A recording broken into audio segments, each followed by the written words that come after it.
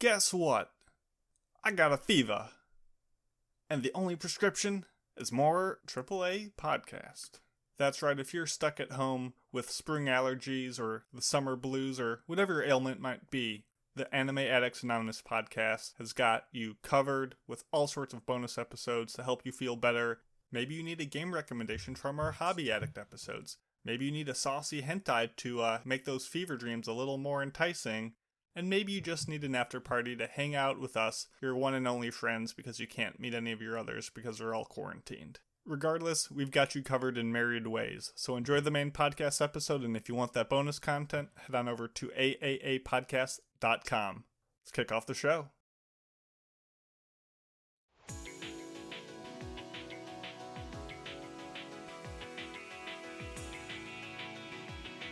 Get ready! You're about to listen to the Anime Addicts Anonymous podcast. Make your anime addiction worse at AAApodcast.com.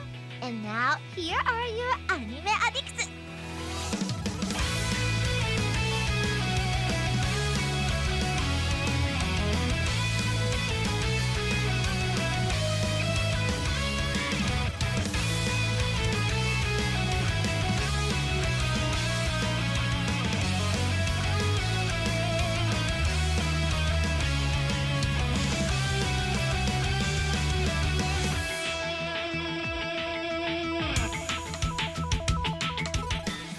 Hello, boys and girls, moms and dads, grandmas and grandpas, and hello to you too.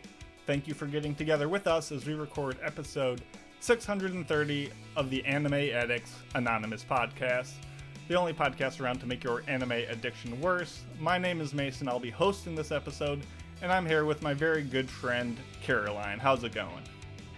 Oh, hello. I am doing pretty well today. It's Sunday, which is disappointing because we have to get back to work tomorrow. Very sad indeed. It's tragic.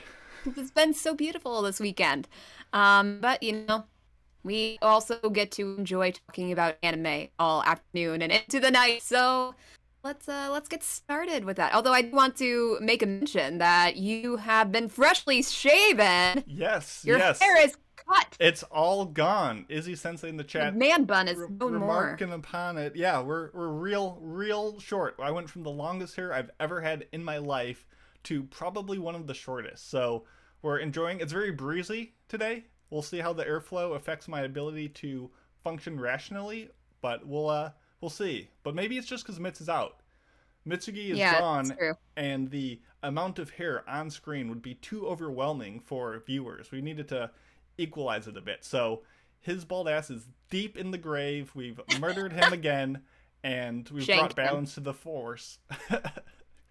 Yes, it is easy. My haircut is easy breezy, as Irorokyo points out. So I'm living the dream. Does it feel lighter? Does your head feel lighter? Not as much as I was expecting. It's more just slightly chillier in the office when I go in. So you have to wear a hat nowadays. Exactly. Well, it's the beginning of the second era of the growth, and you guys can join me now on the adventure as it slowly comes back out. So we'll see. Are you gonna regrow it then? We might to another big length. We'll see how it goes. We'll see how it goes. Well, I think it looks spiffy. Why, thank you. And for those of you who are new to listening, we are the Anime Addicts. We record live every Sunday at 5 p.m. Eastern Time on Twitch, which is where you can see my terrible haircut and Caroline's lovely little. Chill out. You know, you're aping my hairstyle from last week though, so I like it. What do you mean? The single. Oh yeah, the single braid. You did that last week. The mom cut. Yeah. So you can watch all of that on Twitch. But we also, obviously put this podcast out on all platforms. We'd love if you could review it, but nobody cares. What we really care about is you joining us on Facebook and Discord for all the fun games we have to play, as well as the Twitch, like I said, the Twitter to see funny memes, or the TikTok, where Caroline has a lot of stuff brewing in the oven. So get hyped for that. I'm excited. I mean, you might be familiar with the Waifu Wars. We have a special Waifu Wars trailer that should be out in the near future.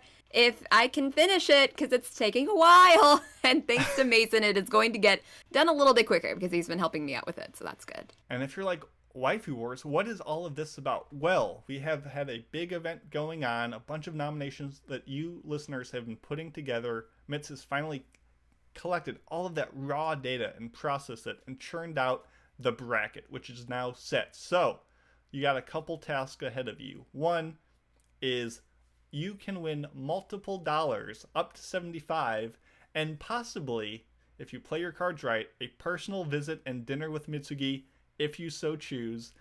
Go on and over. A personalized Discord role. Yeah, exactly.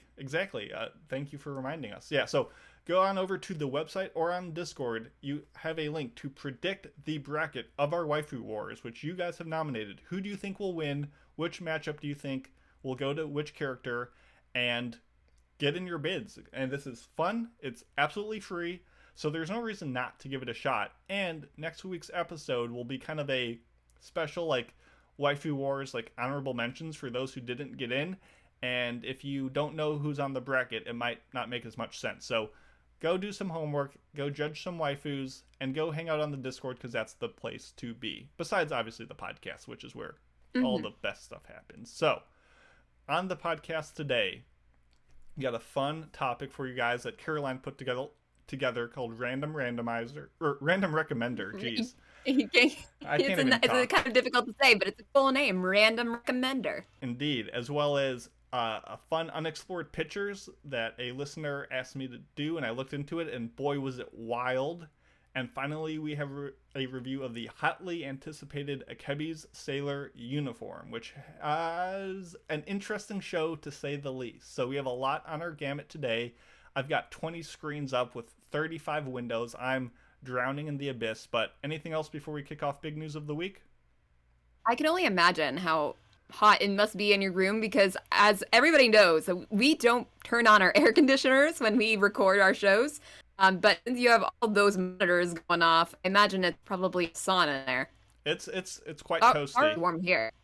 Yeah. Well, then I suppose we should get started so we can turn on these air Twitch, conditioners. if the audio needs any adjustments, just give a holler. I won't do anything about it, but just let me know. All right, here we go. Big news. Just curious.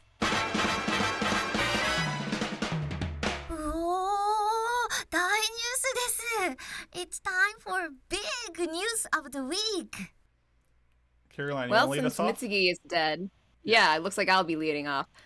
Well, big news. Crunchyroll is going to be releasing Fruits Basket Prelude in theaters coming soon. So it's a special event film that will be in select movie theaters in the United States and Canada in both subtitle and dub formats on June 25th, 28th, and 29th. So it's coming up very quickly. And the film will also be released in the United Kingdom, but only with the dubbed version and only on July 20th. So if that is something that you absolutely need to see, and you are in the United Kingdom, you better block off July 20th. And so if you are not familiar with what this movie is about, it basically completes the Fruits Basket story with a prequel about Toru's mom and dad and their early family life. I imagine there will be a lot of crying in it, because if you've seen a little bit of Fruits Basket, you kind of know about their fates a little bit. But at the very least, you'll get to see baby Toru, so that'll be adorable. There you go. Any reason why the UK only got the dub? I guess it's only because they had enough budget for one day, one movie to get shipped. No idea. Only one USB could get over there. The sub one couldn't make it. I mean, it's got to be something to do with Crunchyroll releasing it and licenses and deals and all that I'm not familiar with. But it's too bad. And like it's also too bad for places all over the rest of the world. I mean, Australia is also a place, and so is, several other countries around the world that don't get to have it released. Yeah, so that's too bad. But it's one of those things where you're really coming from a Western perspective.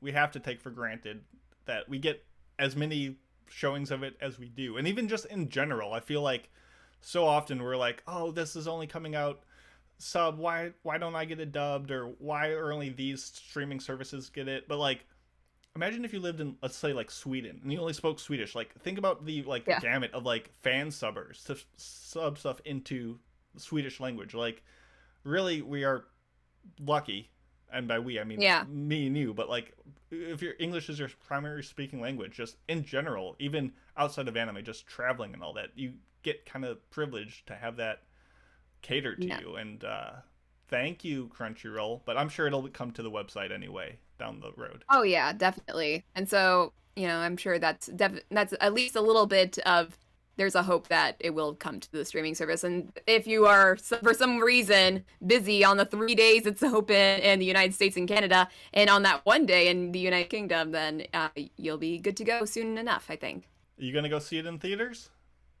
The thing is that I have not finished Fruits Basket and the stuff that's already been out. I still have to get to season 3, and I don't know if this would kind of allude to anything that happens by the end, since I like doing things based on chronological release, you know? So I might watch it if it comes to the streaming service after I finish it eventually. Whenever that will be. Well, nice. My big news of the week is a supergroup production company has been established called Joen, Joen. This is a licensing agreement between Cloverworks and WIT, which are both, obviously, as we all know, anime studios, as well as Aniplex and Shueisha. So if you're not really sure how this works, is obviously Cloverworks and WIT are the animation studios. Aniplex is a production company which is owned by Sony, so they do all of the production company stuff. This is including planning, distribution, fundraising, merchandising, promotion, and, as we all know with Aniplex, releasing expensive Blu-rays.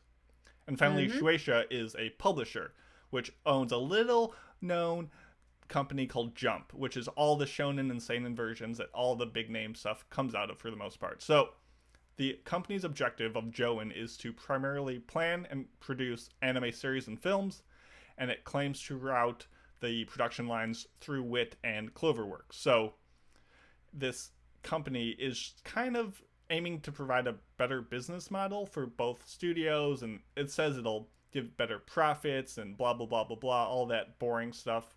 But we all know this is really seems to be a way for Aniplex and Shueisha to kind of body out other producers and kind of make more intimate agreements to keep the licenses within their wheelhouse and maybe overwork their employees even more. Who knows? Great. We'll see what happens. I want to be optimistic about it, and honestly, we kind of have a prelude to this because Cloverworks and WIT Studio have been collaborating this season on Spy Family, which seems to be getting a lot of success. That's also a Shueisha work. So this is kind of like a predecessor of what is to come, where we had these two studios working together under the guise of Aniplex and Shueisha. So I don't know too much about the business deals and what went into it, but it will be interesting to see how much more of this collaboration plays out with the different styles of each studio. But it'll be interesting to see what comes of it. Any thoughts? Yeah, I it sounds good to me. I mean, assuming that it's done ethically. But yeah, I'm interested to see on what difference of a product they can come out with this partnership. Yeah, we'll see. And hopefully animators and all those involved to get played more properly and not as overworked, because that's always something that we try to keep an eye out for, because it's definitely a black stain on the industry to some regard. Yeah. So good luck, Joen. Hopefully you are good to your employees. And with that, let's get into our main topic of the week, which I will let you introduce. Because I'm the only one that can say the name. Yes, and because I have to find the button that clicks the little thing at the bottom that says we're at the main topic. Yeah.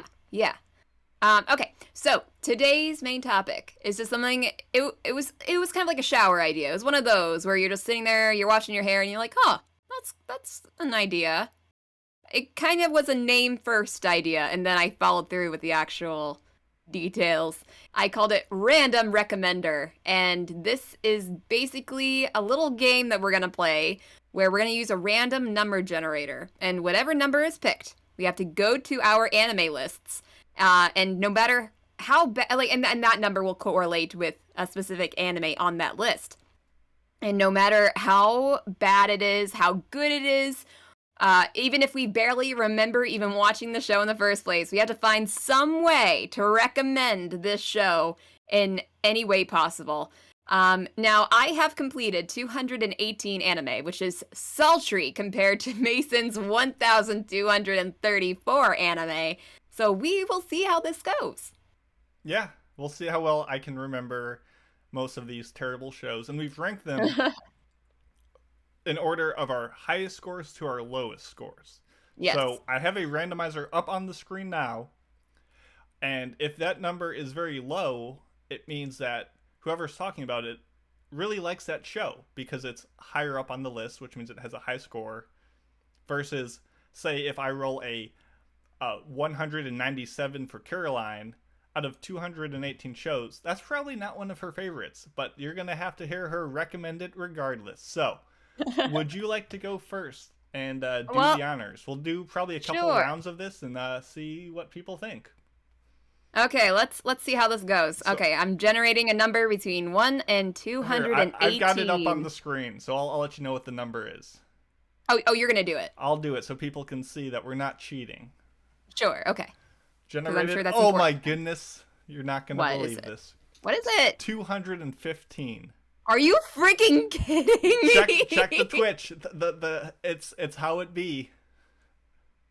Oh, okay. So actually, there are shows that I have not rated for one reason or another, and that it ends up being at the bottom of the list. Okay. So you said it was 215, right? 215. So it's a show you're still deciding if you like it or not. Not necessarily. Like, there are some shows kind of that I just have not felt the need to rate. Maybe it's because the quality has always just fluctuated. Kind of like Naruto. Like, you can't place a single rating on Naruto because it's so long and the quality varies across the several hundreds of episodes. And I'm not entirely certain why I did not put a ranking on this one, because it's Mushishi Zokusho, so Mushishi, the Next Passage, Part 1. I can't exactly remember what happens in this, because it's kind of like a, it's an episodic thing. Yeah, it's just more Mushishi. And I guess if I were just to give a general opinion about Mushishi and why you should watch it, it's because it is a very unique kind of show. It's episodic, as I mentioned. It is about Ginkgo. He's a traveling, not like a medicine man, but he is a mushi man.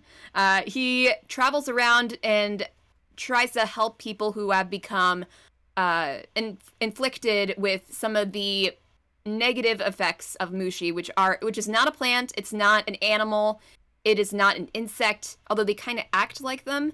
It's more of like a combination of mystical and real life, real life being, and the effects of them can vary. There are so many different types that do so many different things and are affected by so many different situations in the world that it could be very harmful to you. It could be like a parasite. It could be symbiotic. It could be a mixture of the two. And so all the characters look very much the same. They sound the same. They reuse a lot of faces and voices. But that's kind of okay. It's not really about them as characters because they have to have so many reusable characters. It's more about how mystical can we, get into, like, the lore of this kind of like Fantastic Beasts and Where to Find Them kind of book here. And it's very beautiful too. It's just a very chill vibe. It's a very good anime to watch if you just want to turn your brain off and then just listen to some beautiful beautiful music in the background as well. Ginkgo's a great main character, even though he's a little bit on the blander side, but he's a great main character. And I think you'd enjoy it if you just need a relaxing anime to watch an episode or two of. Yeah, and the dub is really good. So it's amazing. I love Mushishi. It's one of my favorites. So you evaded certain death by not ranking it. Sure. Okay, Very well, nice. let's see if we can continue to evade death. Okay, so I pulled up another random number generator with my number set, and we're gonna roll it. So I rolled 311. Okay, that's not bad. I need to scroll all the way on my list because that's a 1 the one bad thing about AniList is you can't search by the number like you can on Mal. Okay, so very similar to Mushishi, but this is Natsume's Book of Friends, the movie Ephemeral Bond. So Jelly bean time. this is essentially the same recommendation for Mushishi, copy pasted. So Natsume's Book of Friends is a long-running show about Natsume and his adorable fat cat named Madara, or Sensei, or Nanko Sensei, depending on how you want to call it.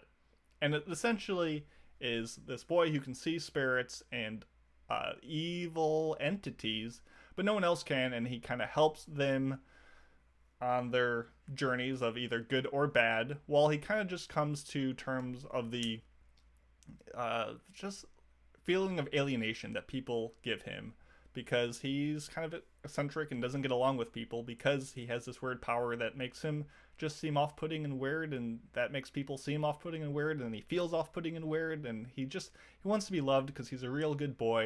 And it's another very relaxing show that's very episodic, but a bit more of a through line, as he does form relationships with friends and townsfolk and his like adopted parents. So it's a very once again relaxing show that has a theme song that just melts my heart whenever I hear it, and the movie, which is the latest, I believe, in the Natsume universe, comes after season 6, so it's real deep.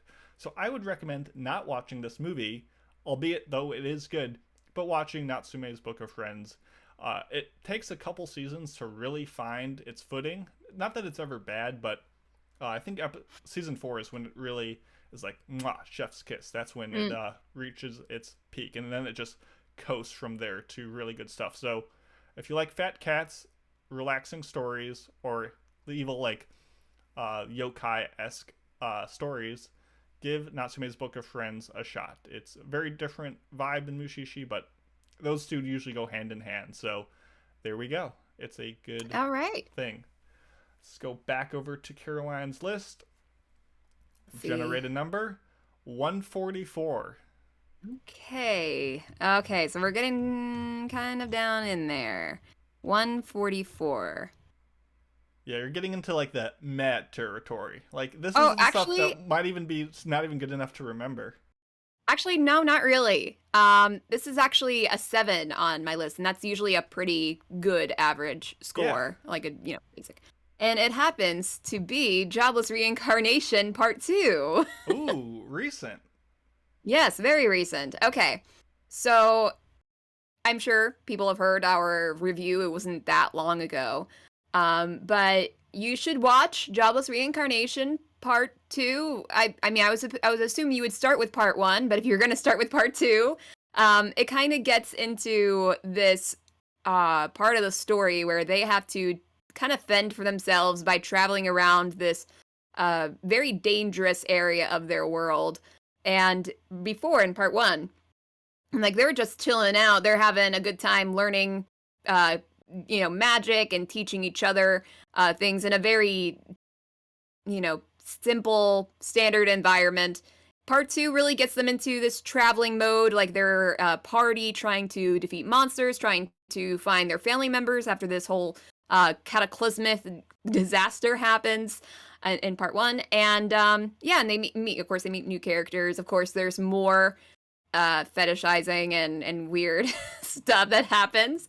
But if you can get past very gross depictions of children sexualizing each other, and one of those children being a 40-year-old man on the inside, I think you'll enjoy it. What's that? Oh, you put up something on the screen. Yeah, it was nothing related to you. Someone in the Discord who's listening now, Zero Rokyo, posted a picture of his Nyanko Sensei plushie above his desk, and he's a very fat cat, and it's very amazing. Don't mind me. Go back to talking about people putting panties on their head. But yeah, I think they also, like with Part 2, they also go pretty into meeting some new and kind of disturbing characters, like villainous characters, that I'm sure is going to make the next few parts very interesting. So I am very much looking forward to watching more of Jobless Reincarnation, despite the fact it gets a little gross sometimes. Because there was a lot of good stuff in it. So maybe check it out if you haven't already.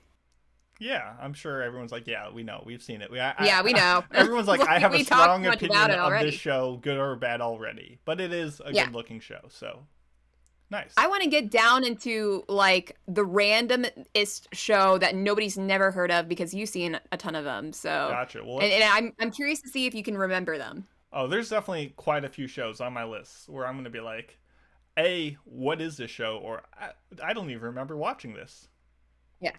Here we go. We're generating it. 1206. We are down in there. Okay. Let's see what it is. So we're in like the bottom 30 anime that I've ever watched. So excuse me while I scroll down. We're in the 800s. I have 900s. my jelly bean up already.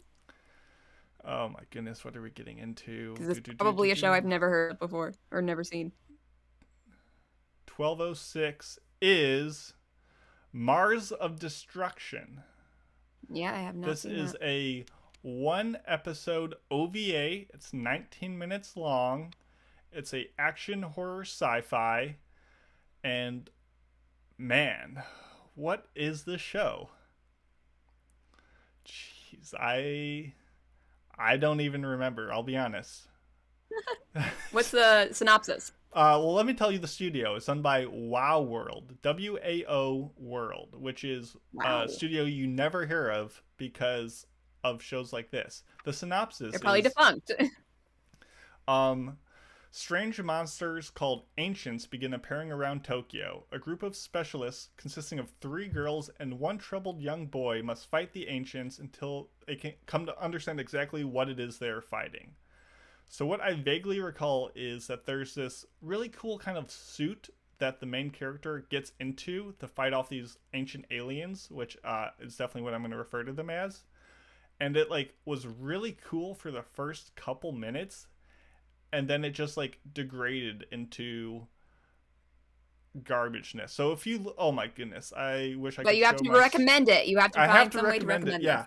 So if anyone looks up Mars of Destruction, you'll see that almost nobody gives this a good score because it's abysmal. It has a average score of 1.9 on Mel, or 19% on AniList out of 100, which is absurdly bad. I clearly must have like blocked this out of my mind, which is the best thing I can say about it. So I recommend watching the show because you are a slut for numbers. You just love watching numbers go up. You see, oh, Mason has all these shows watched. There's so much out there. If I watch a lot of shows, I'll get elitist credibility because I will have a big number in my completed score. And you'll be going through and you'll say, this is 1 episode, 19 minutes. That counts as much as One Piece. What are these yahoos doing watching hundreds of hours, wasting days and years of their life watching these shonen shows, when in 19 minutes I could make my numbers go up astronomically high? And so you watch Mars of Destruction on 2 times speed, so it only takes 8 minutes. You can watch it while you're taking a poop, and you'll be like, wow, that was a good poop.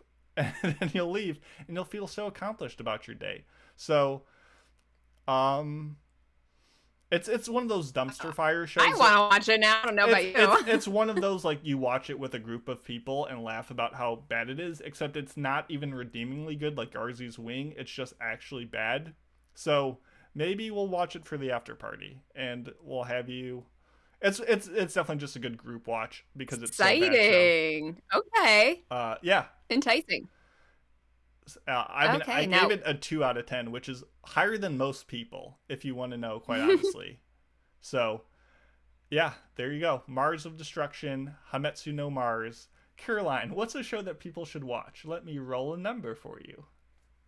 Awesome, thank you. Did we already do 173? We have not done 173. Okay. 173 is the number for you. Okay, 173 is the Made in Abyss movie. It's the Dawn of the Deep Soul. Yes. Okay, so I did talk about this movie when I eventually did watch it. It wasn't too long ago. I think it was like maybe last fall. Unfortunately, I was not a huge fan of the movie, to be honest. I love Made in Abyss, but I was not a huge fan of the movie, but I'm going to do my best to recommend this. Okay, so if you were very intrigued at the end of the first season by the fact that we got the arrival of this very suspicious looking guy. What's his name? Bondrude? The Bondrude, yes. Yeah. Yes, Our boy. He did horrible things to Bondrude did Nanachi and everyone wrong. else. Horrible things. So if that was enough to make you wonder who the heck is he and why is he doing things? And unfortunately, he is a human character. Like, you would expect him to be on the side of, these kids that are traveling in the abyss. You would expect to be attacked by strange and dangerous creatures that live in the abyss. But no, here's this really suspicious and kind of war criminal guy that is apparently bringing him in with open arms. And he has this little girl named Prushka, and she's very sweet, kind of sexualized, but sweet. And they form a very cute, albeit very fast friendship with Rico. That happens. And listen, there are several things I want to say, but because I want to make sure that people realize that I do have criticisms of this movie. But if I were going to recommend it, of course, it's because it comes right after the first season. You have to watch it in order to understand what's going on in the second season, which is coming out in not too much time. When is that coming out? Like next season? I think so. I know they've been releasing trailers for it. Oh, yeah, it's coming out next month. Hell yeah, let's go. Yeah, a month from now. So, and you know what? It's only a movie, not too long at all. I'm not saying it's a bad movie by any means. Like, the music's great, the look's great. If you enjoyed the series, you'll enjoy the characters. I'm just saying that the execution of it wasn't my favorite. And I also don't really like Prushka all that much. Fair. Or at least how her character is used in this movie. But overall, I don't think you will want to miss watching the movie, especially if you're going to watch the second season, which is coming up next month.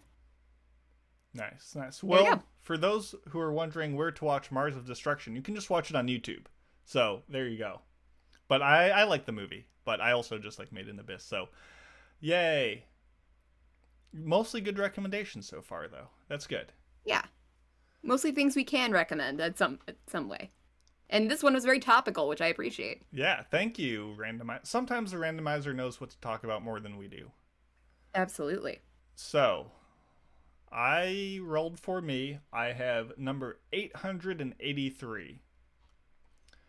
So, I have to scroll all the way down because or it takes could a you while just to click load. The find button and No, put the that's what I was number in? saying. AnyList doesn't do it. No. Oh. It gives you a number, but it's not a selectable thing. So, this anime is called Susume Carolina. Almost Caroline. Almost about you. Oh. But it's not. It's a short little piece. It's like 3 minutes long. It's about an actual real world person named Carolina. Man. Do I even go for this last name? Go for it. Carolina Stixkania?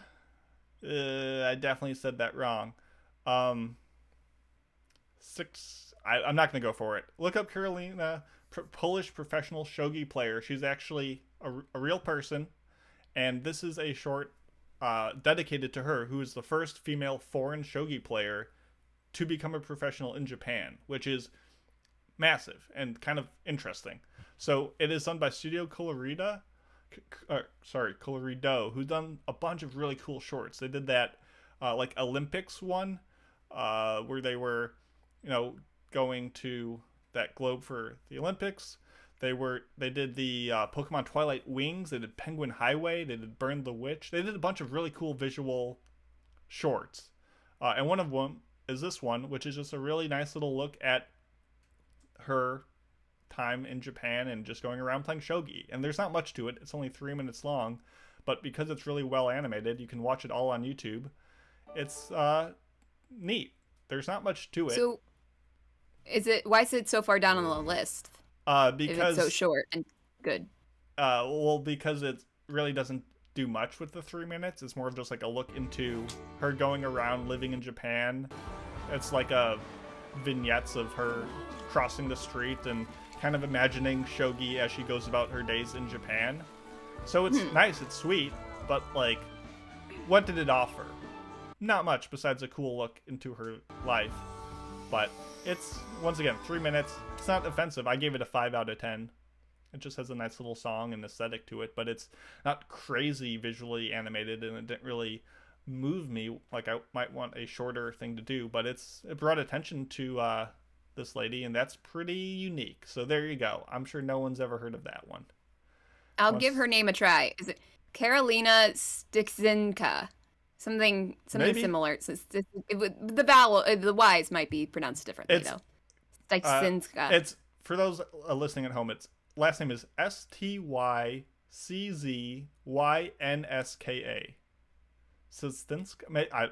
Listen, I'm already making a fool of myself. I come from Chicago. There's a bunch of Polish folks there, and I'm still butchering it. So, hey, let's I misspell and mispronounce anything anyway, so my bad. Let's keep the recommendations going with Alrighty. Caroline. 123.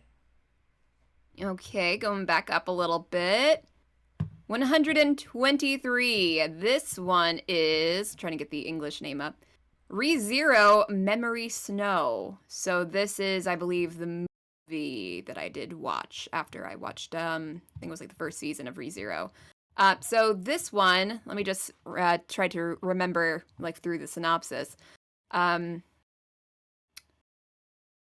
Okay, so this one is I think it's like an episodic kind of movie. It's about an hour long, which is surprising considering from what I can remember, not a ton happens in it.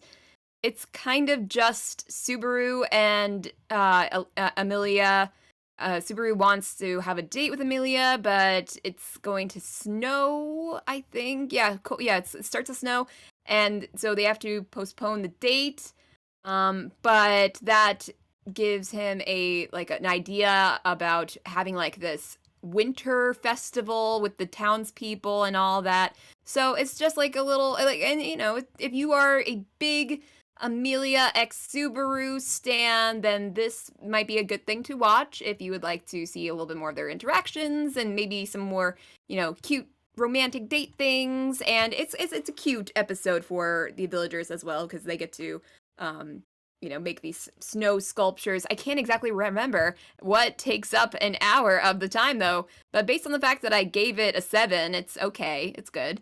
And if you just really like ReZero, then if you haven't seen this yet or you didn't even know it existed, it exists. So yeah, And recommended. It's kind of similar to the Made in Abyss movie, where it does give you stuff you should watch for season 2 to kind of carry the gap. It's not nearly as important to watch for future watching, because I don't even know if this is canon. But I thought there at the was very some least, stuff that like is good to know. I suppose so, but I don't think it. Even so, I think this happens in the middle of seasons 1 and 2. So if you, even for like future seasons, it's probably not going to play this much, like any big of a role in it. I don't know, but it's more honestly, ReZero. At first, I thought this was a movie more about. I remember there was another movie that's about Amelia and Puck, which I would recommend more. But this one is okay. Okay, yeah. Nice. I will roll again. 208. Oh my goodness. Let's see. That is Evangelion 3.0 plus 1.0 Once Upon a Time. Man, how do you recommend a movie 4 episodes deep, plus a TV series, plus a remake? It was really good. I really like Evangelion. I think a lot of the movies I didn't like as much as the show. I think they had their ups and downs, but I think, you know, for all the doubters, for how like long 4.0 had been in the works, for how bad it could have been, for how much of hype and budget and time went into it. Everyone was like, we have no idea what we're going to get. What we ended up getting was probably the best possible ending we could have for Eva. I absolutely adored how it tied a bow on so many of the themes and messages, and it just felt good to watch. It looked good. It sounded good. You had the Utada song to end it, which was just so amazing.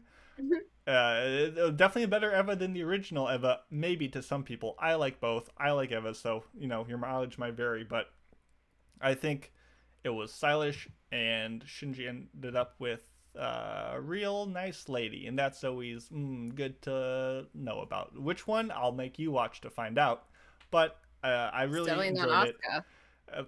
I'm not saying. I don't want to spoil any Waifu War selections here. Listen, I will say this ahead of Waifu Wars. I don't get it. I really don't. I really don't know how you could possibly like a character like Asuka. Me thinking about it, I even was making, as I mentioned, the Waifu War video, because I have to find like little segments of waifus here and there. I'm looking through all these YouTube videos of Asuka. I could not find a single video of her being anything but a bitch. So I don't get it. I really don't. Sorry. I know people like their tsunderes, but I don't. What's your brain chemistry like? Because I'm not entirely sure. Listen, some people, they're like, oh, I pick the waifus because they're my type. They're attractive. Or I pick them because they're like the person I actually want to wife. Or maybe I just want to do smexy times with them. Or maybe they give me my psychological and emotional and basic needs of having my head crushed like a watermelon between their thighs. I don't know. Everyone has their different preferences. But Asuka is just for some people. We'll leave it at that. Okay. Well, I'm sure we will talk more about her in the coming war. Perhaps. So, how many more recommenders do you want to do? I think if we each do one.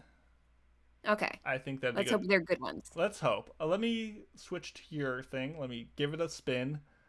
34. That's pretty good. Let's see what we get. Yeah, let's see. Okay. Oh, 34 is actually Heike Monogatari, but it's not been too long since we reviewed that. I think we reviewed it in the winter time around. Yeah, that sounds familiar. Late fall. Do you want me to look it up while you... Sure, so people can go ahead and check out our review if they want to learn more about it. So, Heike Monogatari, it's not for everyone, unfortunately. If you are not really into, the Japanese history and it's not really much more than talking about Japanese history because most of the characters are real Japanese figures. If you're not really into it, then I don't think you'd like it. But if you kind of like it, if you really like it, you're going to really like Heike Monogatari. And that's like the Heike story if you want it in English. So this takes place what time period does this take? I honestly can't remember. But it's a very long time ago. And this is based on a true story or true legend that, it's very well known for Japan history. And it's kind of told through the eyes of a girl. Her name's Biwa, and she has some sort of psychic power where she can see into the future of the people that she meets. So she can see their fates, and she kind of feels very very burdened with this power because here she's meeting these people that she comes to really care about, that care for her, and she's been taken off the streets. She's been given good clothes, good food. She kind of is in this family that she treats as her own brothers and sisters and uncles and aunts and all that. And yet she can see that their story, the Heike story, is not going to end well for them. And she doesn't want to think about it because she basically holds the fate in her own eyes. But she is forced to kind of just go with the flow and see what happens because there's nothing much that she can do to change their fates. Eventually, she holds the power to also see the ghosts of the people that she loses over time, like her father figure she lost. I guess it's kind of a spoiler, but sorry, it's Japanese history. It's from the 1300s. Yeah, it's been a couple centuries, my dude. Yeah. So she ends up having seeing the people that gets lost along the way, and it is a lot about military strategy and the real battles that happened. And it's definitely not the happiest show, but there is a lot of happiness in it.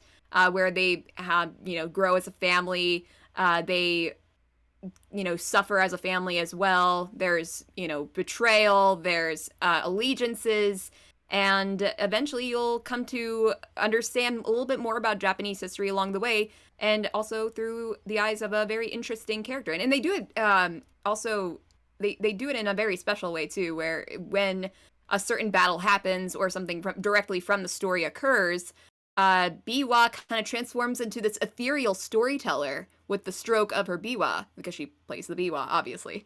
And it's not done in a dry way. It's a little bit artsy too.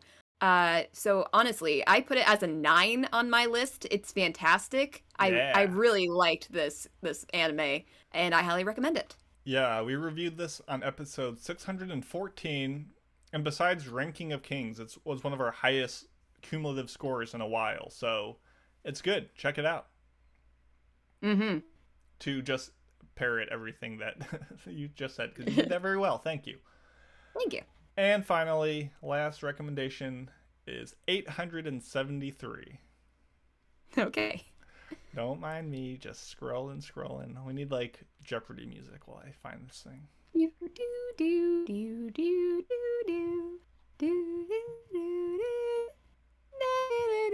There we go. Oh boy.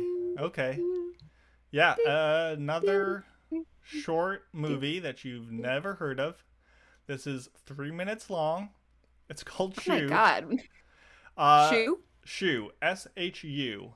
You can watch it on YouTube. It's actually a graduation work. There's a couple YouTube channels where you can see like developing illustrators and animators coming out of Japan's universities and stuff. And they will often post their, final work up to YouTube, and you can watch through them. And they're really cool.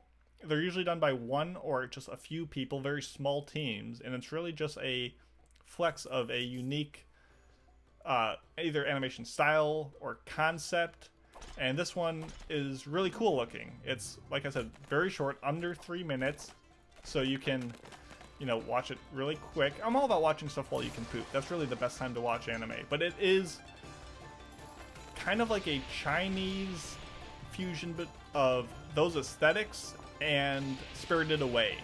And you have this young girl fighting this monstrous, I think it's like a spidery dragon type creature, and she's kicking the snot out of it, and coins are pouring out of it instead of blood, and it's just a neat little sequence in the backdrop of this very golden bronze underground city. And it's just, like I said, super short, super unique. Once again, a nice visual concept. It doesn't really do anything, but it's definitely a fun little ride. So check out Shu, as well as a bunch of the animation shorts that you can find, because they make you feel like an elitist, even though they're only 3 minutes long, and They're really fun. They're not always translated, but they are a good ride nonetheless. So there you go. So out of all the ones we talked about today, Caroline, which would you recommend the most? Heike Monogatari, probably. Okay. That's what I would probably recommend the most out of both of ours. So watch Heike Monogatari if you haven't. If you're looking for something calm, watch Mushishi or Natsume. Mm-hmm. If you're looking for something short and artsy, watch Shu or Susume Carolina. If you're looking for something just awful, watch Mars of Destruction. Which we might be watching later in the after party. I went on YouTube. I watched a couple minutes of it. We do not need to watch this. I remember how bad it is. Okay, so it's not nearly as bad. We need to find something else that's bad but watchable. Yeah, it's different. If you want a fantastic movie conclusion to the end of a long-running series, watch Evangelion. If you're looking for a questionably good movie in the middle of a currently running series, watch Made in Abyss. Anything else? If you want some filler movies, go watch Memory Snow from ReZero. And I think that's basically it. Yeah, and you've already heard of Jobless Reincarnation, so we can leave it. Oh, yeah, and Jobless Reincarnation. So, I think this is Let's do this again sometime. This was fun. Yeah, this was a blast. It kind of puts us on the spot. It makes me realize, wow, I've watched some weird things. Too much. Too much, but you realize a Well, lot of it's short. So let's get to our news break. Yes, but before we get to that, we have our weekly trivia question. In Akebi's sailor uniform, Akebi's friend Usagi Hara attempts an introduction to the dorm wearing what type of animal ears? And if you give us the answer, then you get a pat on the back. All right, see you guys in a few. Stay stuck.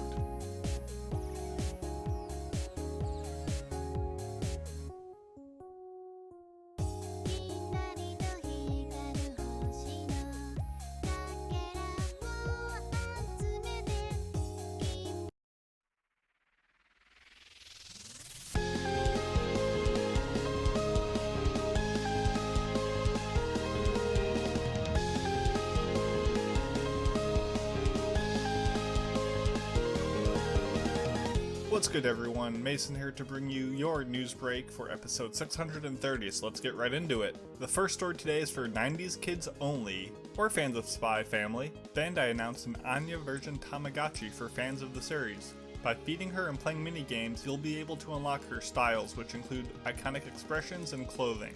The Tamagotchi will cost approximately $19 and go on sale around Japan on December 17th. If Mitsugi was here, I'd know he would love to talk about the new Bastard anime coming to Netflix on June 30th, which recently revealed an ending song and some new visuals. However, since I'm at the helm today, you're going to hear about the new Puri Puri Molcar anime, which is getting a new season this fall. Extremely hyped for this. If you haven't given this show a shot yet, I highly recommend it. It's super short and it has some of the most adorable stop-motion animated puppets around. And in final news, it's really hot outside, guys. Like, summer is approaching. Please remember to stay hydrated. This is just the tangent because I don't want to find a third news article. Just stay hydrated, get your sleep, use sunscreen, just all the good stuff. Actually do it, please, for me. Trying to stay healthy. Let's shower. Let's just do that. Deodorant, all the good stuff. And hopefully you guys are staying safe and are enjoying life. And I hope to see you guys all in the Discord. So see you there. And now back to the show.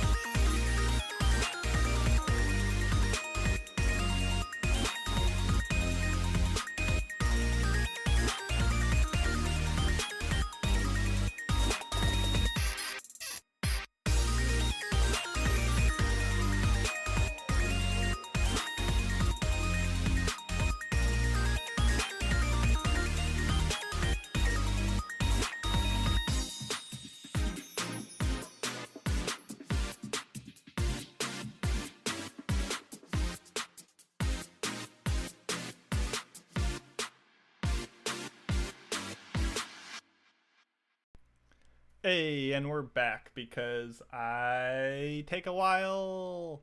What were we doing? I forgot. Oh, yeah, that's right. We were having an in-show weekly trivia question, which was, in Akebi's sailor uniform, Akebi's friend Usagi Hara attempts an introduction to the dorm wearing what type of animal airs? Do you remember this one, Caroline? I honestly do not remember this part because it Interesting. probably was back when I was doing my impressions. So, It was yeah. episode 4, I think, but the answer, which is spoiled by her name, Usagi Hara, is bunny or rabbit airs. Wow. Wow. What a coincidence. That's why she did it. Haha, funny.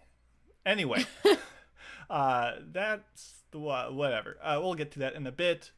Let us get into the Unexplored Pictures segment, where I look through my thing and find the drop to play the song. Good idea. Get your popcorn ready. It's time for Unexplored Pictures with Mason.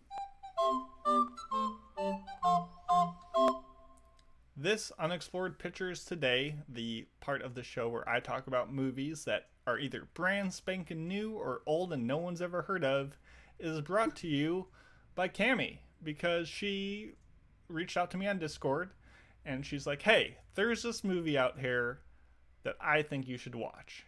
And it's called Catnapped. It's a 1995 movie, 75 minutes long, done by Triangle staff who did like Macross Plus and Venus Wars, which I covered also on episode 614. But essentially, the way she framed it to me is that this movie was on the trailer for the dubbed Sailor Moon R movie. This was something that played, in the coming soon preview, buy it, whatever, like one of those things. On the VHS? Yeah. And she linked the trailers that included it, and it was one of those, as she writes, one of those massively shared experiences for fans, because a bunch of people knew Sailor Moon, a bunch of people bought the Sailor Moon movie, but it had to sit through these really weird previews, including this Catnap one, which was so weird and off-putting and not at all like Sailor Moon that it probably felt like a hallucination. Like, did I watch this thing? Did they even exist? And then you go online and a bunch of people remember this weird movie trailer that people kind of talked about. And it would be hard to find at the time, so it's not like you could go out and watch it. So a lot of people probably have just seen the trailer to Catnapped or don't even know the name for it, and just haven't seen the movie because it's hard to find. So I went out, I tracked it down, and what did we think of Catnapped? It was certainly a trip. It's very kinetic. Things are very lively. The visuals alone absolutely make this thing worth checking out because it's directed and conceived by the insanely talented Takashi Nakamura, who did leading animation up to Akira or Macross or Noshka and a ton of other weird stuff. So it's no surprise that it looks as good as it does. So it's worth checking out flat out just for the visuals. And I would call this like a messed up version of Totoro. So essentially you have these two siblings, and the quest is not to find their mom, but to find their missing dog. And they're out looking for the dog, they can't find it, and they go back home, and what happens is these cats come to kidnap the older brother to take him somewhere to do something. And the younger sister... We don't know why. Yeah, you're not sure why, but the younger sister wants to come along. She's like, you're not kidnapping my brother and not taking me along. And they're like, we don't really want to, lady. And she's like, no, you're taking me. And she just like forces her way into being captured with her brother. And instead of like a cat bus to take them away, it's this like hot air balloon that takes them to this messed up world of Dr. Seuss, where they turn into cats. And the dog that they were trying to find turns into this horrifying, like kaiju-sized, LSD-fueled nightmare that terrorizes this town of cats.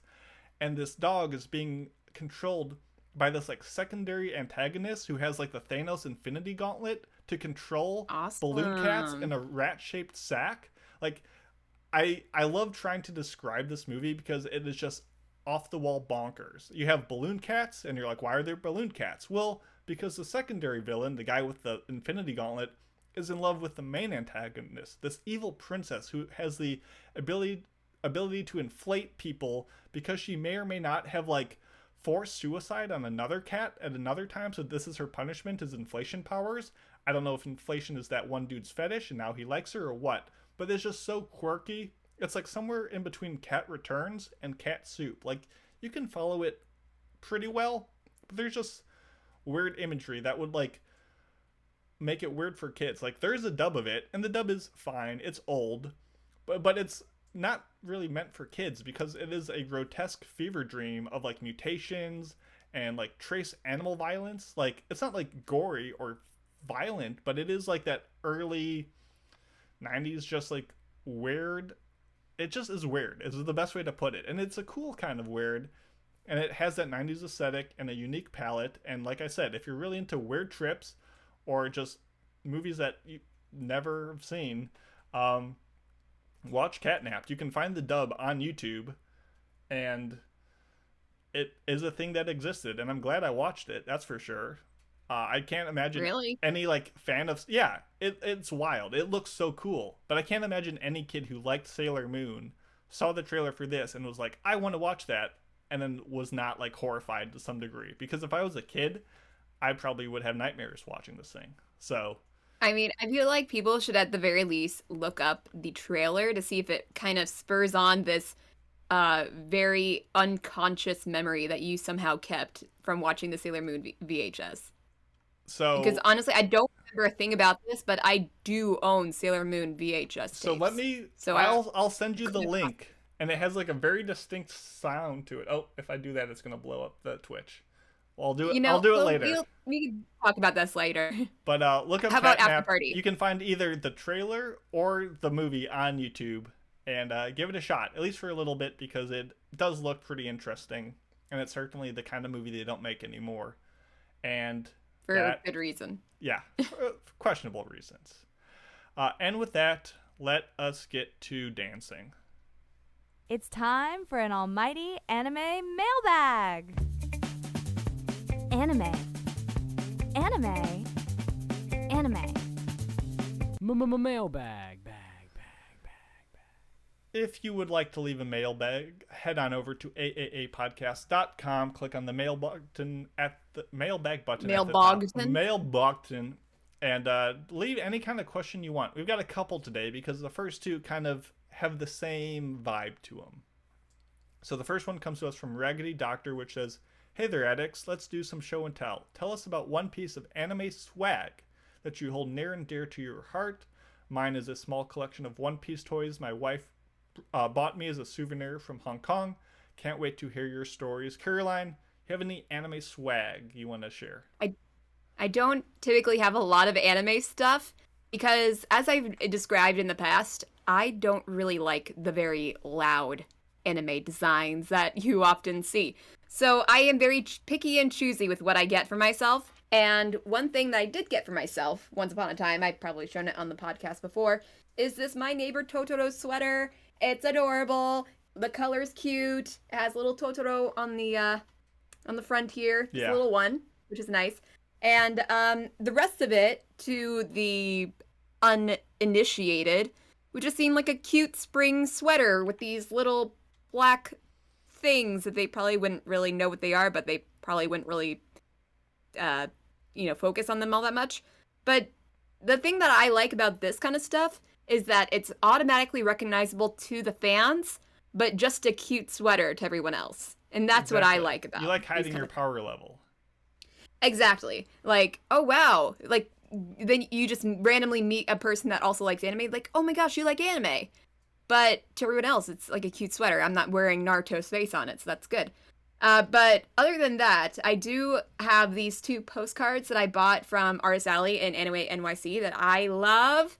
I have them up like in this little bulletin board thing in my room. So this is one from Your Name, and this is one from Kiki's Delivery Service. Both of them are adorable. Art so pretty, and I love it. It's both from Star You. It's like Star YOO, and you can find them like on Instagram and all that. So yeah, cute. Nice. Thank you for sharing. Yeah. Obviously, I got all sorts of little doodads and doohickeys stuff from Japan. Obviously, my very quaint but personal manga collection. I gotta go with this hand-painted Puri Puri Mole car This near and dear to my heart. It's so adorable. And as you heard in the news break, more Puipu Molcar is coming. They're coming out with a sequel. I'm super duper hyped this fall. So excited. So that one I'm going to pick. Do you want to read the next question, which is very similar in style? Because I feel like we could get two of them in one. Sorry, I was chewing on a jelly bean. Okay. Sorry.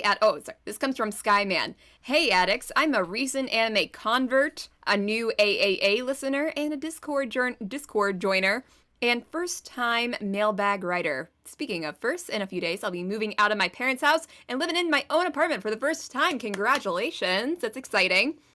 Nice So, job. with a new room to decorate, I'll be looking for some anime merch and stylings to spice up the place. As veteran nerds, I mean, I'm not that much of a veteran nerd, but I'll do my best.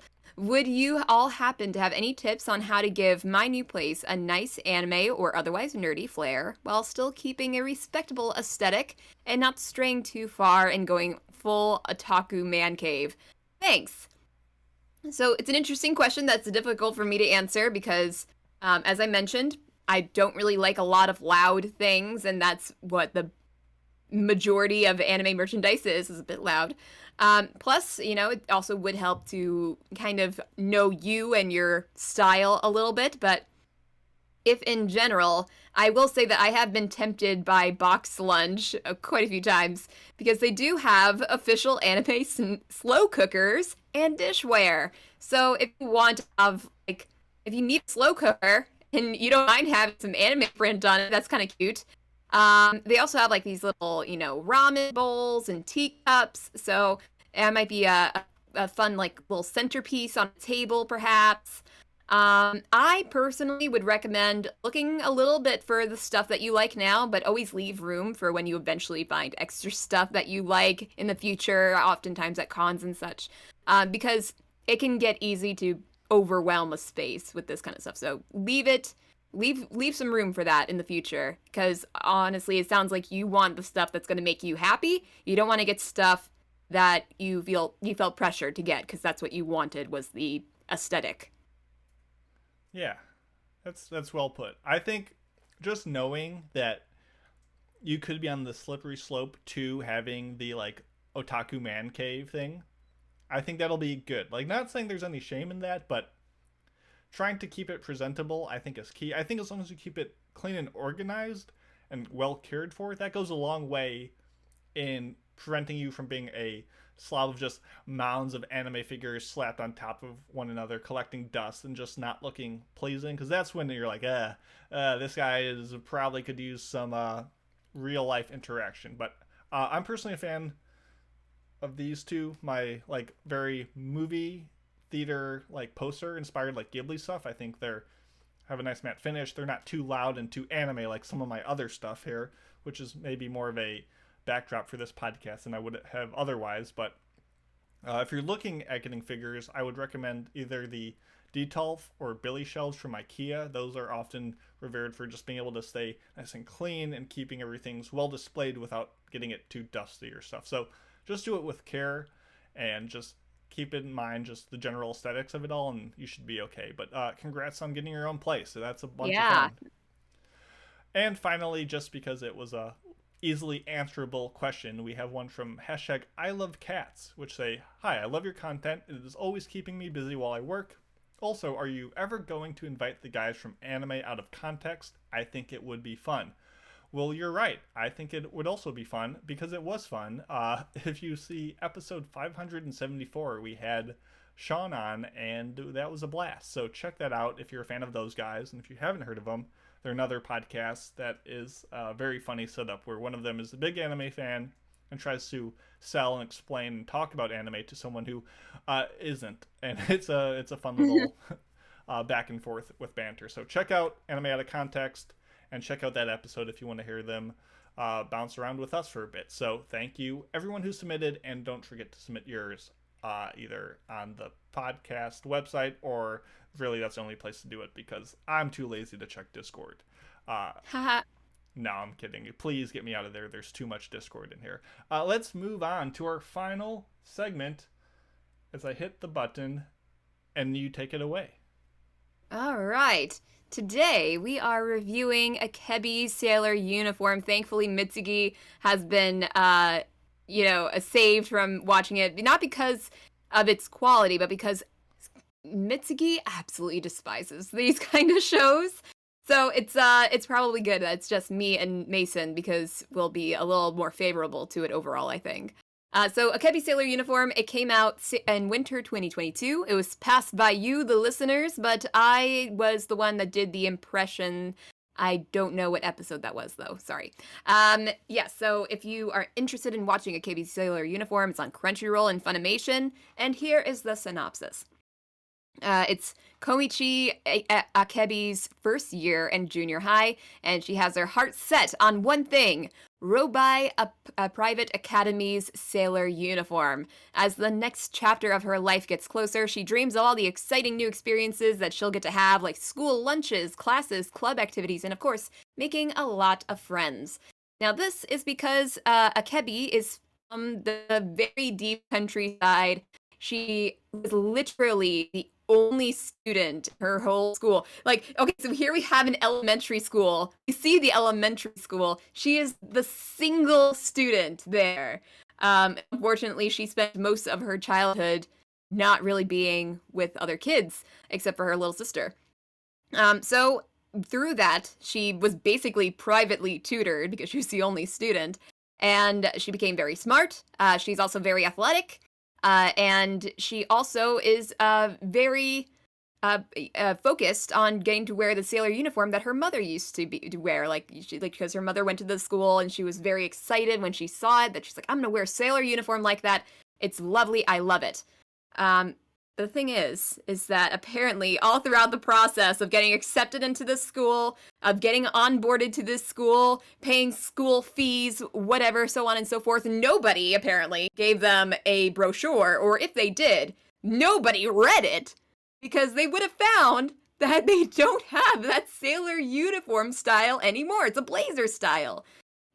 So I don't know how that happened, that they had no idea that the uniform changed, but it happened. So she shows up to the first day of school wearing a sailor uniform that they made from scratch, and here's everyone else wearing blazers and such. Luckily, the principal's like, you know what, you had so much passion about wearing the school uniform, you talked about it the entire interview, we're allowing you to wear this sailor uniform because it used to be our official uniform anyway, so it's all good. And so pursues a whole slice of life anime where we see Akebi wearing the sailor uniform amongst all of her blazer uniform wearing classmates. And that's the long and the short of it. Sorry if I went on for a little while. What were your expectations, Mason? I could just imagine Mitsugi during that time being like, blade, laser, blazer, and then being like, haha, eat a jelly bean. But anyway. I definitely did not understand that reference. My initial expectations were doubtful but hopeful. So I knew this from the general character design aesthetics from the author Hiro, who did the illustrations for the surprisingly excellent anime Super Cub, which I was a big fan of. And he also did a weird slice of life fusion with Yuri fan service in the 6-minute OVA Yume Kuri. So I knew he was kind of into mixing those Venn diagrams before.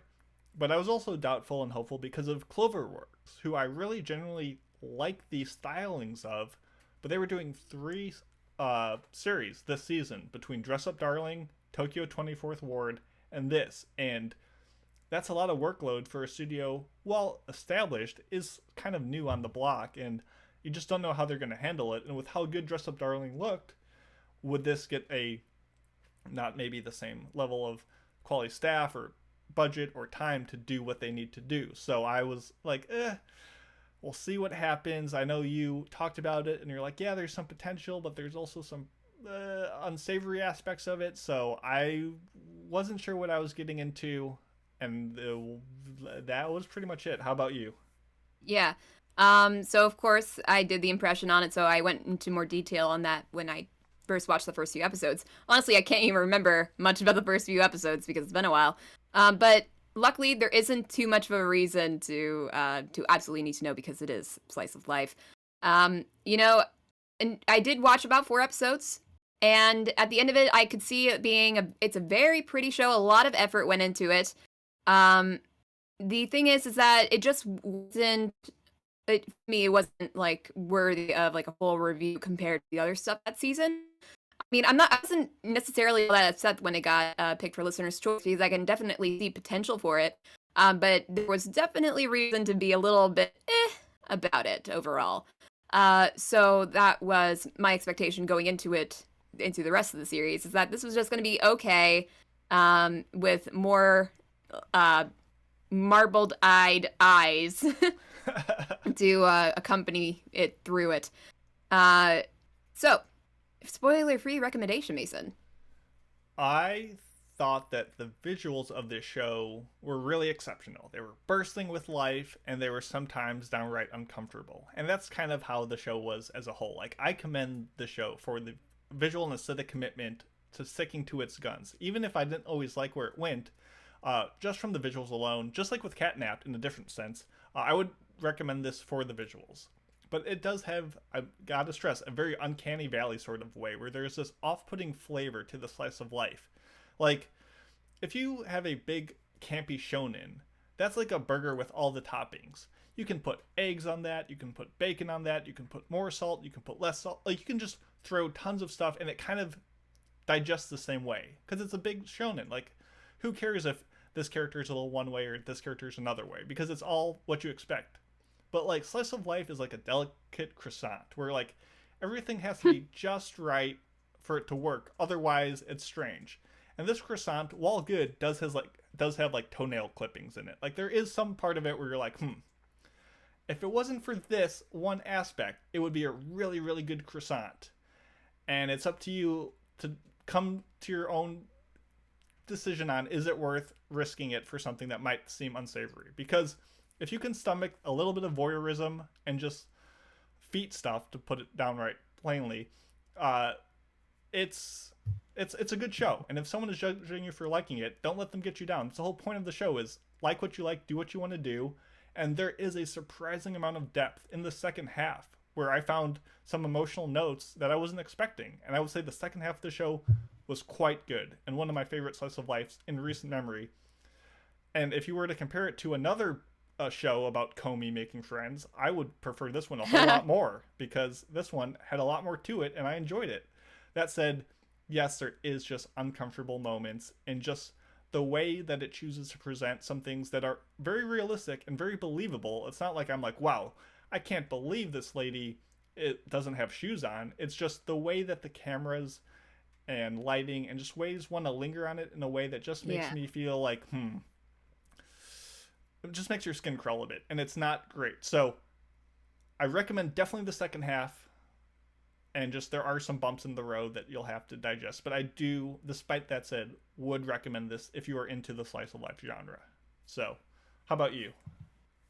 Definitely kind of follows that same line of thought that you have. I mean, has plenty of sweet moments, especially in the second part of the show. And it kind of, shows you exactly how you wished going to school would be like. It's just such a idyllic place. It's very beautiful. Like, of course, as we mentioned, the animation and the character designs, they really try to show you just how beautiful they can make it, even to a fault. At the very least, the environment is gorgeous. Like, backgrounds, the countryside, the school is beautiful.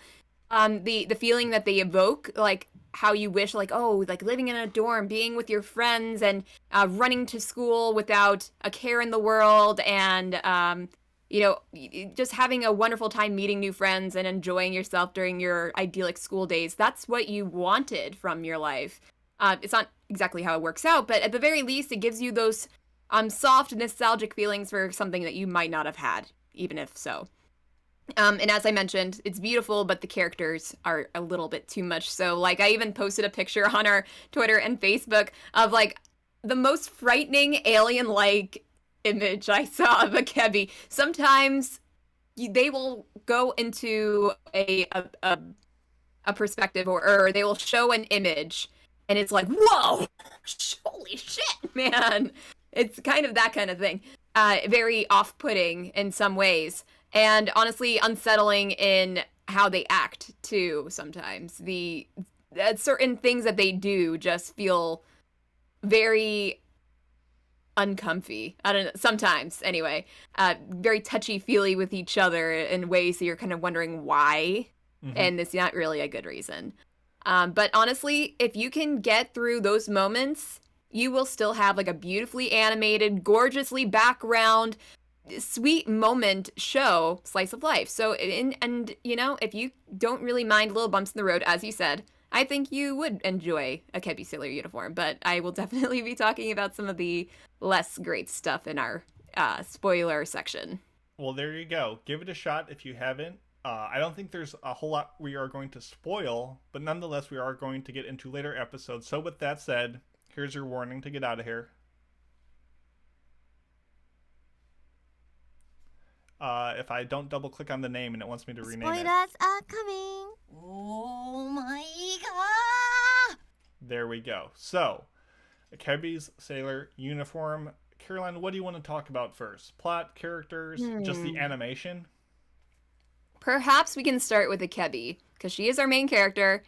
But the problem is, just like Komi, this show is actually a lot like Komi, in some ways, except for the fact that that was a gag comedy and this is a drama slice of life. Well, not even drama. There really isn't a lot of drama in this. She is a lot as a main character, because she is so freaking Genki as hell. Yeah. And she is so, as we had this whole discussion in our Discord, and I know one Discord user at the very least is not going to be happy that I still have this opinion that she is way too perfect. Everything about her is perfect. She is super duper smart and she has the top grades. She is super duper athletic. Every single sports team wanted her on their team. Every club wanted her on in their club because she is just so pleasant and she's so happy and she's so inspiring to literally every single student. Somehow the moment that they see her in her Sailor uniform, they're thinking to themselves, that's the ideal girl that I want to be, which honestly isn't a bad thing in itself, but they put her on such a high pedestal. It's like they kind of glorify Akebi just like how the students glorify Komi, and Komi can't communicate. Except that is played off as a joke, and this is more realistic in a way. Like the realistic art and the setting and the characters are all pretty down to earth, except for Akebi, who is kind of like God mode, doing everything so good. Yeah, overall, I do like Akebi.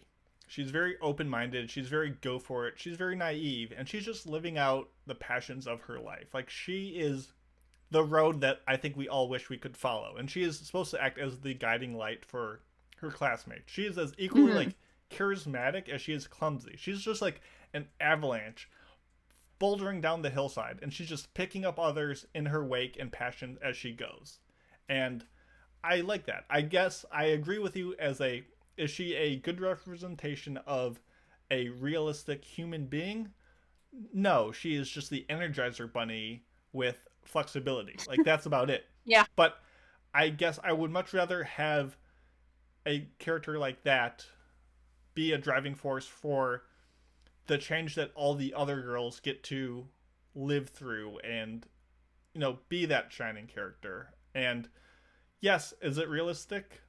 No, not really. And I like the energy she brings. I wish she got a little more down in the dumps sometimes, but I think that was the point, is that, some of the later episodes, there's these girls who are going through issues, whether it be body confidence issues or just making friends or whatever it is. And they're like, oh, well, Akebi, she's just perfect. She's got it so easy. And Akebi will be like, well, it's actually, I'm struggling in some small ways, but it is, like you said, she is too goddess-like at times. And it didn't hamper my enjoyment, but it's definitely far from a grounded slice of life. Yeah, I mean, maybe it bothered me a little bit more than it did you, but overall, I mean, she is okay. Like, I do like Akebi in a lot of, scenes. I mean, especially towards the end, like the last few episodes were pretty good. The sports festival arc was great because we did get into that one character that has, body confidence issues and that hindered her ability to play tennis. And I'm like, that makes a lot of sense. Yeah. And here she sees Comey, and she, for Comey. Reasons, sorry, Comey. I mean, her name is Comey. And like the moment like Akebi like rolls up her sleeves, shows off her hourglass figure, and I'm like, oh, focusing a lot on her body here. She's a 12-year-old, by the way. Yeah. These are all 12-year-olds. It's shown in very in weird ways. That was the one instance where I was like, okay, I get why they're focusing on her belly. It's because this other character is focusing on her belly. Yeah, later on, it did make more sense as to why, that was a focus. But, in a show like this where they focused on feet, you kind of expect the worst.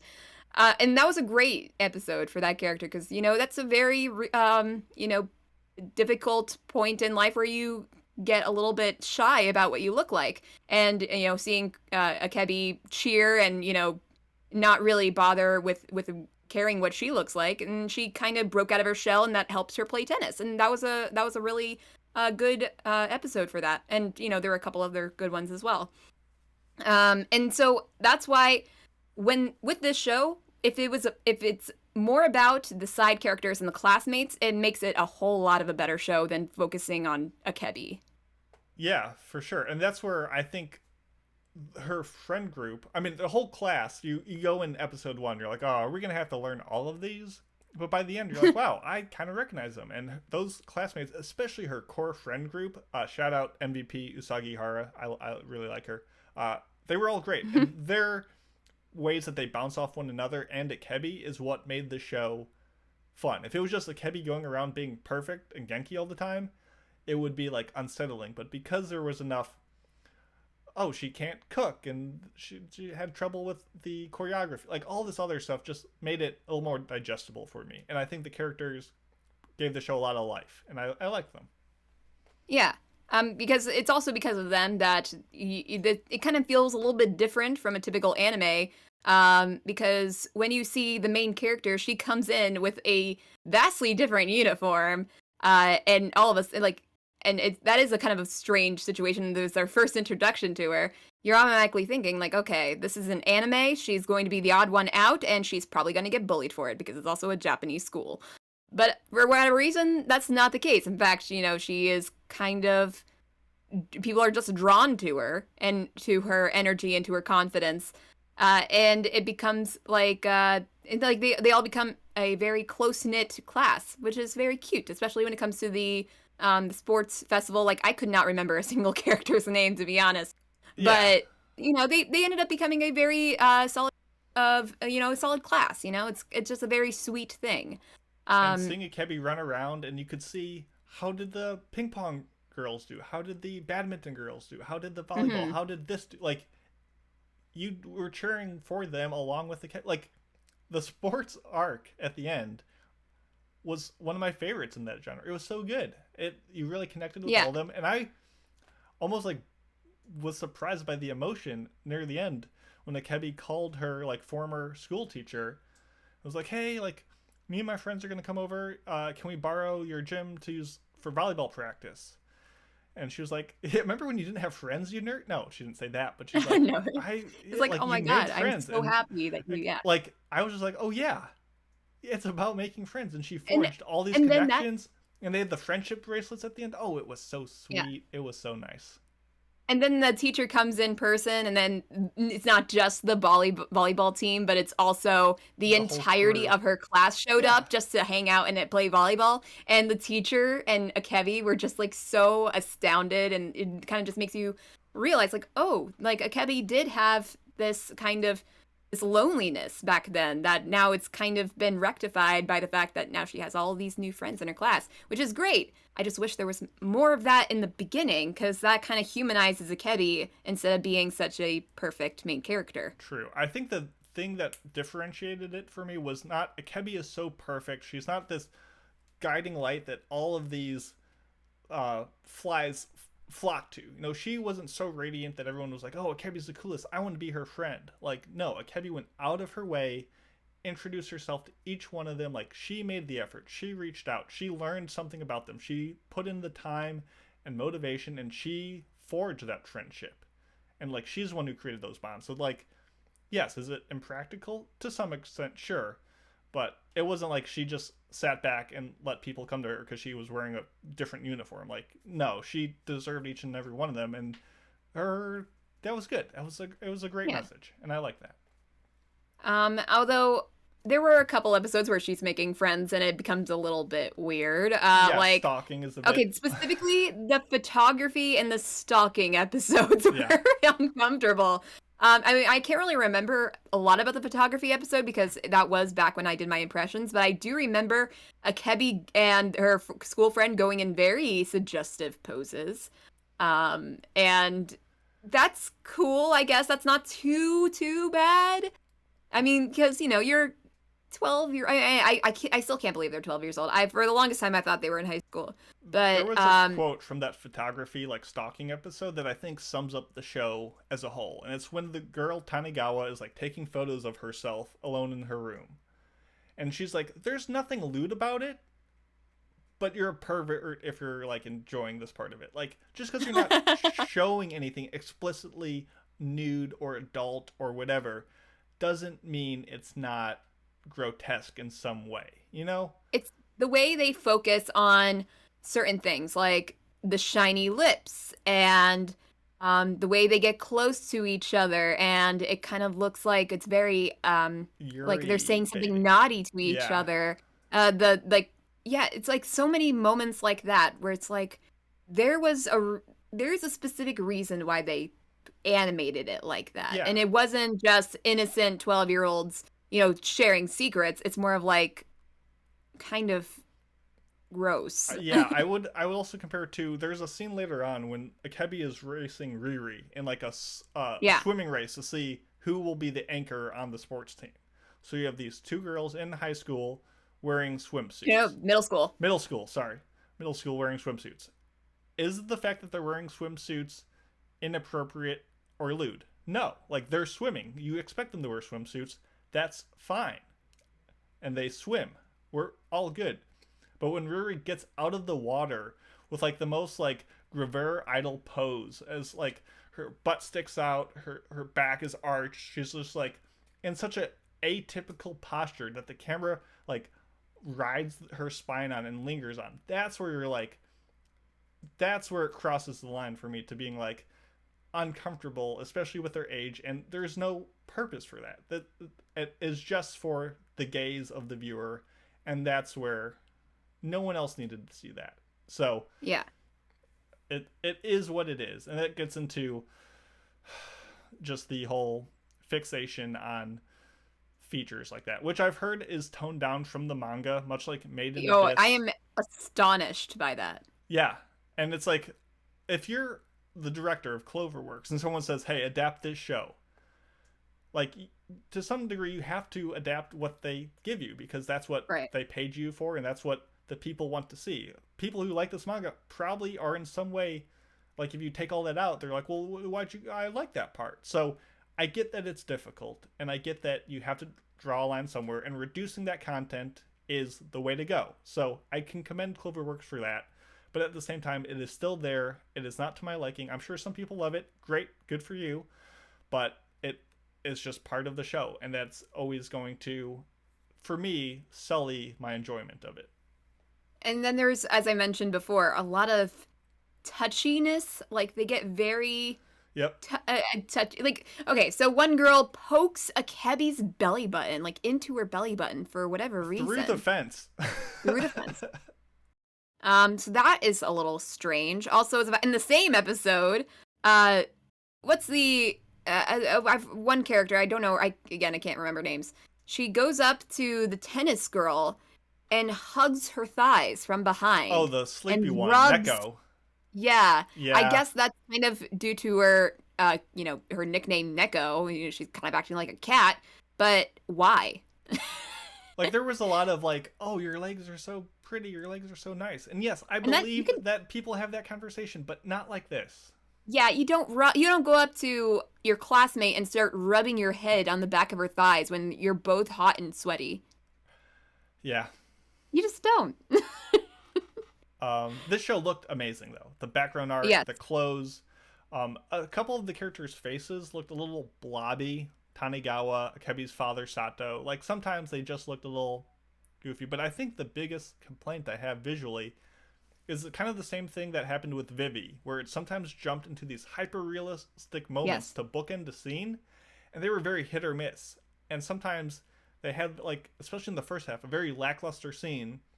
They hit this pose, it gets all gradient and hyper-detailed, and you're just like, why? This doesn't look good. It doesn't add any emotional weight to it. It brings me out of the show. Like, I don't enjoy it. For a show that already looks so good for so consistently long, it's just not my preference. Yeah, especially when, as I mentioned, like they try so hard to make it beautiful, but that ends up looking like Alien. And I posted the picture on Twitter and Facebook. Go check it out because it's one of those several moments where it's like there's just something so wrong, but it's beautiful, but it looks so wrong in the shape and the features and how it all looks together. And I think like overall with this show, it feels like they are more focused on trying to flourish that animation when it's not needed. Like, oh my god, look what we could do. You know? Yeah. But for no reason other than to just do it, which I mean is not a horrible idea to do when you can. Why not? But it also feels like, well, she's just here sipping on her milk, so why? It just feels like a very random flourish to put in there as you sip on your water. But you know, it's like the quality is so good, but it's like, why did you use it in these ways? Use your forces for evil. Yeah. I don't know. Yeah. Anything else? The music was besides also the fact great. that the music's good. Cow is a great character. She's adorable. Super adorable. She slaps Akebi's butt a couple She does. times. And I can't say that that's not something that doesn't happen with sisters. Like sometimes you do slap each other's And butts that's where to I'm make saying, people uncomfortable. A lot of these moments, I was never like, girls don't do that. That's so unreasonable. It's just the excessiveness that they showed it. Like, Yeah. when Cow went, what that booty do, I was like, okay, that's a little bit much, but no, I'm kidding. It was just right on that uncanny valley line of like, I see it, I believe it, but I don't enjoy it. And hey, if you love feet stuff, this show's a 5 out of 5. Like, straight up, it's a great show for you. But for us, we'll get to it. Do you want to go first, Caroline? Honestly, it's kind of hard because, especially when I got back into Akebi, after, trying to watch it for this week, I was not liking it at all. Because it was like right in the middle of the worst episodes. The stalking episode in particular was like, this is the creepiest thing. Like, why are you stalking your classmates and making it sound cute? And that's what I felt like going back into is like, this is kind of like it's a slice of life anime that's trying to be as beautiful and as uncomfortable as possible at the same time.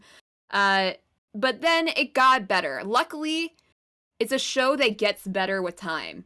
I think it starts out okay in the first few episodes, kind of dips with that stalking episode in particular, and then goes back up and then keeps on going. And it's not a bad show. If they could have left out some of those uncomfortable moments, it would be even better. And maybe if they gave Akebi a little bit more drama to deal with throughout the show, that would have made her better for me personally. So I feel like there were definite pros in this anime. It's not a bad show by any means. It's just something that you do have to get around, is that's not exactly the best in certain ways. And so with my score, I don't know. I feel like it's kind of in the middle there. I think I really don't know. Maybe. Yeah, I've been torn between my scores too, which is why I'm putting you first, because I'm right in between two of them. Yeah, honestly, I think you might have enjoyed the show a little bit more, and like just tiniest more. I think I'm going to have to give it a 3 Like 3 belly button pushes out of 5. All right. Yeah, I would say Akebi is about following your heart and where your passions take you, regardless of what other thinks. So if you're into this weird stuff that they have it, watch the show. If you're not, I think it's still worth the price of admission for an excellent back half of episodes. And it's good. And I was between a 3 and a 3.5 for a while. I think like... Oh, really? With me, it was 2.5 and 3. Okay. Yeah, I was between 3 and 3.5 because I think that the second half is quite good. I would probably put that as a 4 easy. The first half varied wildly from like a 1.5 to a 2.5. Like, it was not my jam. I definitely was like ready to rip into this. But the more I got into it, and it wasn't like I think I had to like grow into the characters. I think just there was a hard cut where the episode content got better. And I don't know if that was just the manga got to the episodes where that was the part of the story they wanted to say. I don't know. But I found myself kind of polluted by the back half. And I rated it 3.5 because I think I liked it more than Demon Slayer season 2, and I gave that a 3. So I don't know. I'm between a 3 and 3.5. I'm gonna go just to be different than you. I'm gonna give it an extra half a point. I don't know why I'm doing this, but I'm gonna give it 3.5. Appreciation for a character sitting in the front half of the class out of 5. I think the beginning is rough, but I think the end did enough to justify the experience in the end, and it overcame some stuff, and it just looked damn good for most of the time, and gave me faith that Cloverworks can handle 3 shows, including 2 massive breakout hits between this and Dress Up Darling. So 3.5 for me, 3 for Caroline, maybe a little high. It's probably 3 on average. Might change it back down later, but that was it. That was the show. That was the review. Yeah. Thanks for listening with us.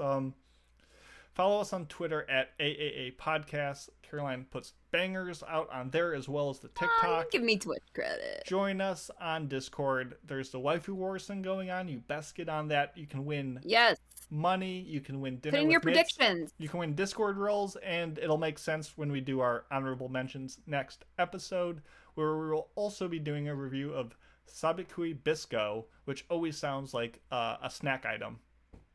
Does. To me. I don't know why. Anything else before we let the good people be on their way?